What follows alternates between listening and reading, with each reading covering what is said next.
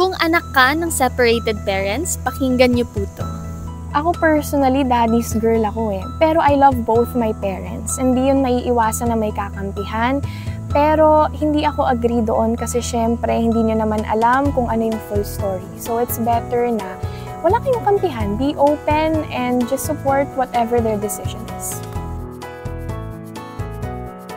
Syempre, dapat aware sila kasi nga kaya nga kayo family. You're a group, you're a team. So, I guess, kapag naman nagsisinungaling ka, the truth is bound to, lumabas. So, it's better na alam nila ngayon kaysa sa pagtakpan mo pa in the future. Hello po everyone, I am Princess Aliyah at ako dito si Junix. At sana abangan nyo ang episode ng #MPK Rejected Mother ngayong Sabado 8:15.